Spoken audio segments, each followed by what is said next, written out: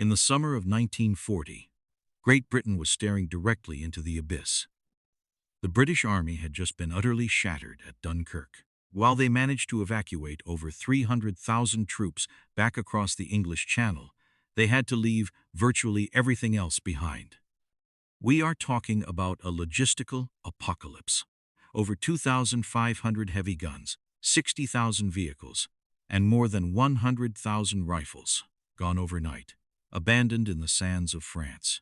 Britain was an island fortress with its walls torn down, expecting a German invasion at any moment. And the soldiers left to defend the beaches?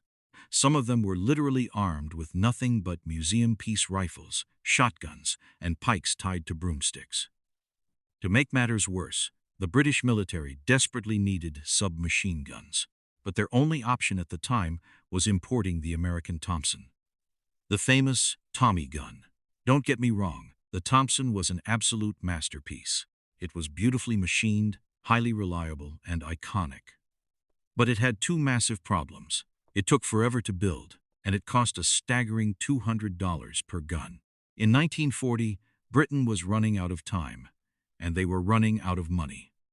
They didn't need a masterpiece. They needed a miracle. So, two British engineers sat down with a radical, almost insulting idea. What if we stopped trying to build a beautiful firearm? What if we built a weapon out of literal garbage? What if we built a machine gun that cost less than a pair of combat boots? Enter the Sten Gun, a weapon made of stamped sheet metal, springs, and welded steel pipe.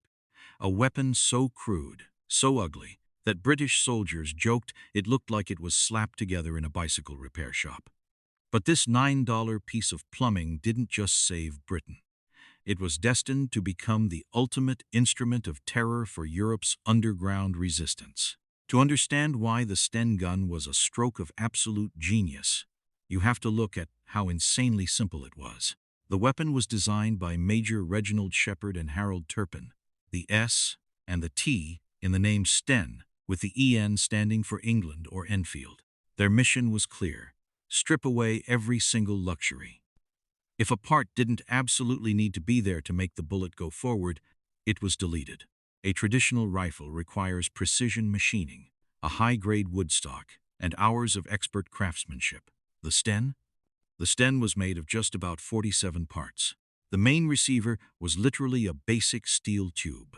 The buttstock was a primitive, single piece of stamped metal loop. There was no fine wood finish. There was no comfortable pistol grip on the standard Mark II model. You held onto the magazine housing or the bare metal sleeve. It operated on an incredibly simple blowback system. You pull back the bolt. It catches on the trigger mechanism. When you pull the trigger, the heavy bolt slams forward under spring pressure, strips a round out of the magazine, shoves it into the chamber, and the firing pin hits the primer. The explosion of the gunpowder drives the bullet down the barrel and simultaneously pushes the bolt backward to repeat the process. That's it. It was full automatic simplicity at its finest. Because of this design, the manufacturing process was revolutionized.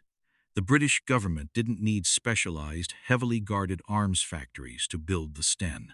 They could outsource the production of individual components to small garages, toy factories, and local workshops all over the UK. One shop would stamp out the triggers, a bicycle repair shop would weld the stocks, and a local hardware plant would roll the tubes. All these pieces were then shipped to a central location to be quickly assembled. The result? By 1941, Britain was churning out thousands of these submachine guns a week. And the cost? Just £2, 10 shillings. In the currency exchange of the era, that was roughly $9 to $10 per gun. Think about that. While the Germans were spending massive amounts of time and engineering prowess machining the beautiful MP40, and the Americans were spending $200 on every Thompson, the British were mass-producing a lethal automatic weapon for the price of a cheap dinner. But let's be entirely honest here. When you build a machine gun for $9, you're going to get a $9 machine gun. The Sten was a weapon born of compromise, and British regular troops initially absolutely hated it.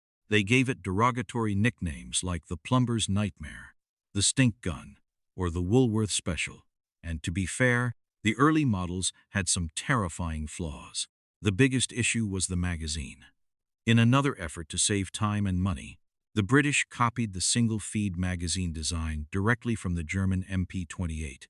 It was a notoriously finicky design. If the feed lips of the magazine became even slightly bent, which happened constantly in the mud and chaos of combat, the gun would jam. Soldiers quickly learned that if you held the Sten by the magazine while firing, the slight movement would alter the feeding angle and cause the weapon to freeze up right when you needed it most. You had to train troops to hold the gun by the shroud over the barrel, risking burning your hand if you weren't careful. But there was a far more dangerous flaw: the safety mechanism, or rather, the lack of a reliable one. The Sten fired from an open bolt. If the gun was loaded with a full magazine and the bolt was forward, a sudden jar, like dropping the weapon on the floor or jumping out of the back of a transport truck, could cause the bolt to jar backward just far enough to pick up a round, chamber it, and fire. There are countless horror stories of Stens being dropped in barracks or trenches, only for the weapon to go into an uncontrollable, fully automatic spin on the floor, spraying 9mm rounds in a 360-degree circle until the magazine ran dry. Yet, despite its dangerous quirks and its incredibly ugly aesthetic, the Sten had one massive logistical ace up its sleeve that made it brilliant for behind-the-lines warfare. It was chambered in 9x19mm parabellum. Now, why is that a big deal? Because 9mm was the standard pistol and submachine gun caliber of the German Wehrmacht. If you like learning about these insane, hidden details of World War II weapons design, make sure to hit that subscribe button and turn on notifications. We drop deep dives into iconic military history every single week, and you won't want to miss the next one. Take a second to subscribe right now. It really helps support the channel so we can keep making these videos for you. Done? Awesome. Let's get back to why that 9mm ammunition changed everything. Because the Sten fired 9mm ammunition, it meant that a British commando or a resistance fighter operating deep inside occupied territory didn't have to rely on a vulnerable Allied supply line for ammo. If you ran out of bullets, you didn't have to wait for a dangerous nighttime airdrop. You could literally ambush a German patrol, eliminate the enemy, and slide their own MP-40 magazine straight into your Sten gun. It was the ultimate weapon of battlefield scavenging. And this is where the Sten transitioned from a desperate home defense stopgap into a legendary weapon of liberation. Winston Churchill established the SOE, the Special Operations Executive, with a legendary command: set Europe ablaze. Their job was to train, supply, and support underground resistance networks across France, Belgium, Denmark, Poland, and Norway. But how do you arm a secret army of civilians in a continent completely locked down by the Nazi war machine? You can't exactly smuggle heavy machine guns or crates of bolt-action rifles into occupied Paris. The Sten was practically built for the underground. First, it was incredibly lightweight, weighing just over 7 pounds. Second, it was modular. With a simple twist and click, you could remove the barrel and the stock from the main receiver tube. The entire submachine gun could be broken down into 3 compact pieces that fit easily inside a standard baker's basket, a hollowed-out log, or under a civilian's trench coat. A resistance fighter could walk right past a German checkpoint, with a fully automatic machine gun hidden completely out of sight. Between 1942 and 1944, the Royal Air Force dropped hundreds of thousands of Sten guns in wooden containers wrapped in parachutes over the forests and fields of Europe. For the French Maquis or the Polish Home Army, the Sten was a godsend. It gave ordinary citizens, farmers, teachers, shopkeepers, the ability to deal devastating, close-range firepower against unsuspecting occupying forces. In a tight city alleyway or a sudden ambush on a German staff car, you didn't need a weapon accurate out to 500 yards. You needed something that could unleash a devastating wall of lead at 15 yards in 3 seconds.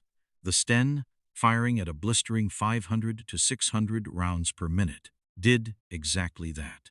It was violent, it was sudden, and it gave the resistance a fighting chance.